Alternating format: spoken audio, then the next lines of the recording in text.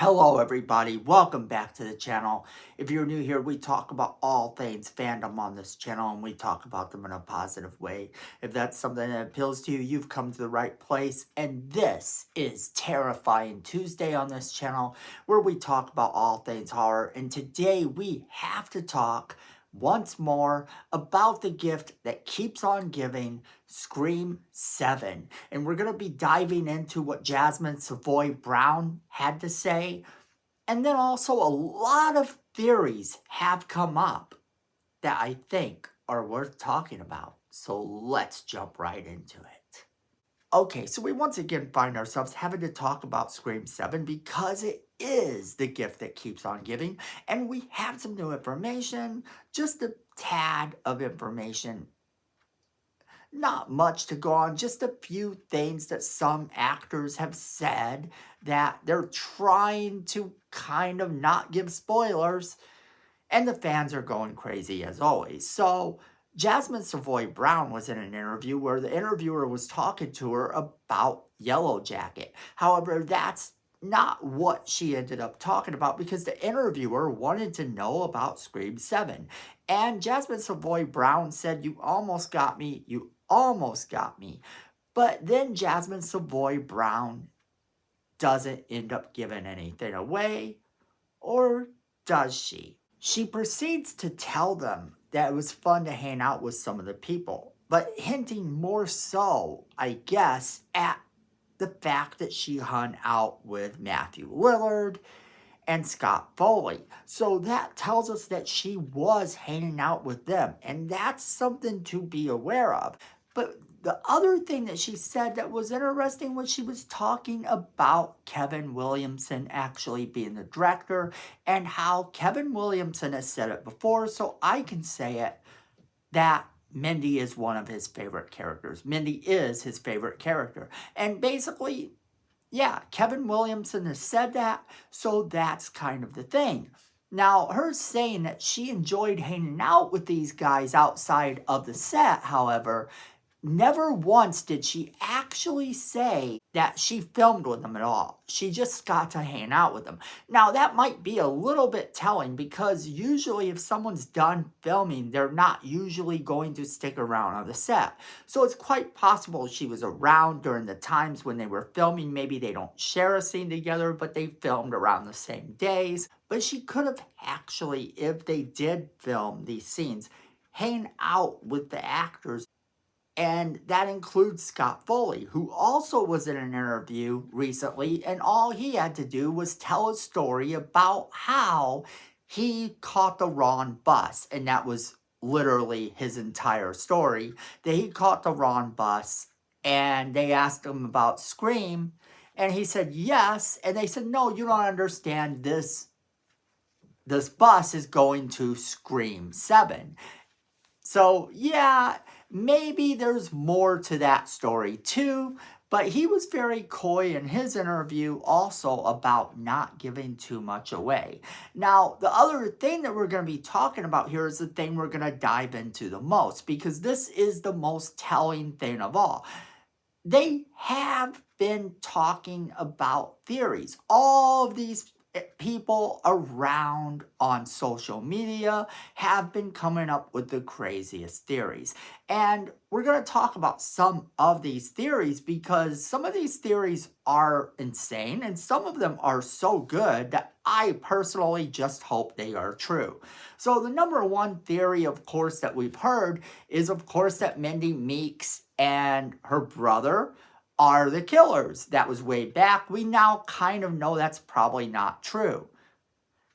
But what if it was? What if they have come back to finish the job that was on the table during their movies? What if they are part of the cult of Ghostface? That is still a very real possibility if you think about it. I mean, we know that they are in the movie, and none of the other cast members from that movie, from their movies, are in the movie. So if they are part of the cult of Ghostface, then this does sort of make it plausible that they could be the killers. However, I don't think that that's true. We also have to look at the fact that a lot of people are saying maybe Sidney Prescott's mom is alive. And this is what I heard recently too. Sidney Prescott's mom is alive and she is the true leader of the cult of Ghostface, that she is behind the whole thing, that she was supposed to be killed by the group, and then she ended up working with them. So we have her being targeted, and then she ends up working with the people that were targeting her. And that's very interesting. That is a very interesting theory, because we know that Sidney's brother manipulated the whole thing because his mom abandoned him. So for him to be working with her then from that time on is a very intriguing theory. The theory goes on to say that maybe she was the one running around with him during Scream 3. Because it's long been rumored that there have been 2 killers in Scream 3 and one was never revealed. And a lot of people think that Angelina was that killer, but a lot of people say that doesn't make any sense, and that's an okay thing too. If you believe that she might have just been someone that was there, and a lot of people note that the reason they believe that she was a red herring is because they reveal all the killers all the time. Well, in that case, you wouldn't have 2 killers. However, the other thing that people point out when saying that she is one of the killers, she's the only character dragged away off screen. And, we get to see her sort of being dragged away. And a lot of people take note of that. Now, the thing about her is that if she was brought back as the killer, hey, bravo, but I don't see her name popping up in this movie, so that leads me to believe that she's not going to be addressed at all. But if they brought back Sidney Prescott's mom and made her a killer, now you're looking at something that's completely different, something that's never been done before in this franchise. Going all the way back to the beginning. Oh, wait, it has. We did get to see them go all the way back and show us something we didn't know was true. But, hey, if they do this, it explains a couple things. It could explain the ghost sequence in Scream 3, which, okay. That's something that always sort of, to me, felt out of place, is that whole ghost sequence with Sidney Prescott running around the set and she sees her mom.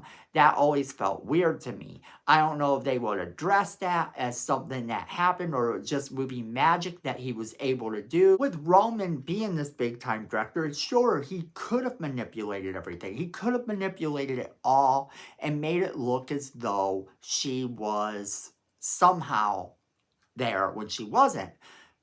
But having her pop up alive could explain a lot. Now, the other theory that people have is one that has been gaining a lot of traction, and that is that they're going to use AI. This has sort of been almost confirmed at this point. They're going to be using some sort of AI technology so that the killers from the past are targeting the people in the present. And that would be very cool, and that would explain Stu Macher and Roman Bridger coming back. It might also explain if you did bring back the actress that plays the mom. So that would be something as well. However, another theory states that it could be Leslie Macher. Now remember that we also learned years later that Stu Macher had a sister and her name was Leslie Macher. Her son was the very first victim in the Scream requel movie. Now, she obviously could be the killer based on that, but she could also have been seeking revenge for Stu Macher's death all those years ago.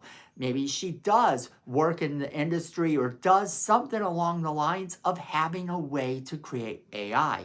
That would be really cool and really intriguing. She could potentially turn out to be the killer in this one seeking revenge, and that would be pretty cool.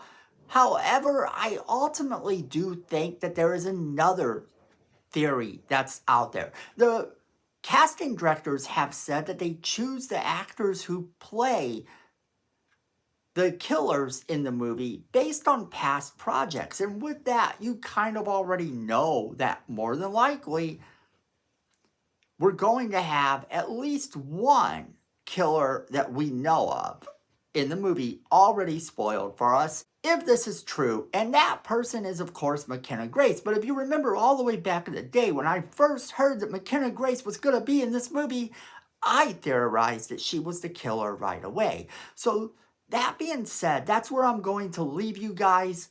I think that McKenna Grace is probably one of the killers, and then the rest is sort of all out there, all these other rumors coming out. I believe we're going to see a lot more from this franchise, and I'm excited to see where they take it. But I want to know what you guys think. Which one of these rumors, if any, are you buying? Are you excited about the possibility of any particular rumor we've had on this list? All right, everybody, as always, we want to know what you guys think, so make sure you are leaving us that comment in the comment box below. Don't forget to share this video with all of your friends. They're going to want to be a part of our crazy conversation. And then make sure you hit that like button. It's free, it helps the channel, and we really do appreciate it. And then Miko says we need more subscribers. So go ahead and hit that subscribe button. You don't want to disappoint Miko. And while you're down there, hit that notification bell as well so you don't miss a single video we do. And then friends, at the end of the day, I know it, you know it, and Miko knows it. Fandom is family.